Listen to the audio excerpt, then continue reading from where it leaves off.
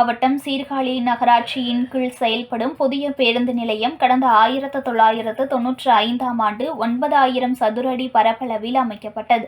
இந்த பேருந்து நிலைய சாலைகள் மற்றும் பேருந்து நிலையம் மிகவும் சேதமடைந்து காணப்பட்டது. பொதுமக்கள் நீண்ட நாள் கோரிக்கையை தொடர்ந்து தமிழக அரசின் நகர்ப்புற மேம்பாட்டு திட்டத்தின் கீழ் 8,42 லட்சம் ரூபாய் மதிப்பீட்டில் புதிய பேருந்து நிலையம் மேம்படுத்தும் பணியை 9 மாதத்தில் முடிப்பதற்காக நாமக்கல் ஜிவி கன்ஸ்ட்ரக்ஷன் என்ற நிறுவனம் ஒன்று ஒப்பந்தம் எடுத்துள்ளது. இதற்கான அடிக்கல் நாட்டு விழா கடந்த 2023ஆம் ஆண்டு டிசம்பர் 18ஆம் தேதி நடைபெற்றது. இதில் மாவட்ட ஆட்சியர் மகாபாரதி, திமுக மாவட்ட செயலாளரும் பூம்புகார் தொகுதி சட்டமன்ற உறுப்பினருமான நிவேதா எம். முருகன், சீர்காழி சட்டமன்ற தொகுதி உறுப்பினர் பன்னீர்செல்வம், நகராட்சி சேர்மன் துர்கா பரமேஸ்வரி, கமிஷனர் ஹேமலதா, துணை சேர்மன் சுப்பராயன் ஆகியோர் முன்னிலையில் அடிக்கல் நாட்டு விழா நடைபெற்றது. இந்நிலையில் உணவக கட்டிடம், மிதிவண்டி நிறுத்தம், சிமெண்ட் தரைத்தளம், சாலை உள்ளிட்ட அடிப்படை வசதிகள் மேற்கொள்ள அறிவிப்பு வெளியிட்டு பேருந்து நிலையத்தில் மேம்பாட்டு பணிகள் தற்போது தீவிரமாக நடைபெற்று வருகிறது.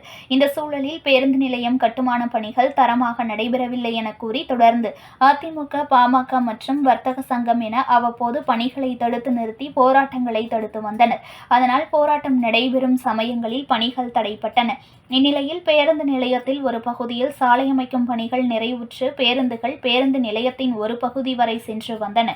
ஒரு பகுதியினை நகர தடுப்புகள் கொண்டு அடைத்து வைத்திருந்தனர். தற்போது பணிகள் முழுமையாக முடியாத தருவாயில் சாலைகள் மட்டும் அமைக்கப்பட்டதை அடுத்து பேருந்து நிலையம் உள்ளே சென்று வெளியே வர முழுவதுமாக திறந்துவிடப்பட்டுள்ளது.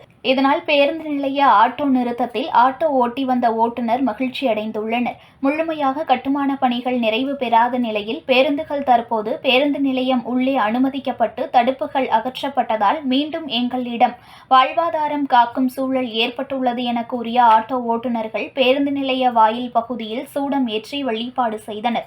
இது அவ்வழியே சென்றவர்களை நிகழ்ச்சியடைய செய்துள்ளது. மேலும் முழுமையான பணிகள் முடிவடையாத நிலையில் பேருந்துகள் உள்ளே சென்று வருவதால் பேருந்து நிலையத்தில் சிமெண்ட் கலவைகள் காற்றில் பறந்து பெரும் காற்று மாசை ஏற்படுத்துவதுடன் பயணிகள் கண்களிலும் விழுந்து பெரும் பாதிப்பை ஏற்படுத்தி வருகிறது. மேலும் பயணிகளின் ஆடைகளையும் அது பாழாக்குவதாக வேதனை தெரிவித்துள்ளனர். செய்திகளை உடனுக்குடன் தெரிந்து கொள்ள லைக் பண்ணுங்க, ஷேர் பண்ணுங்க, சப்ஸ்கிரைப் பண்ணுங்க, மறக்காம கமெண்ட் பண்ணுங்க.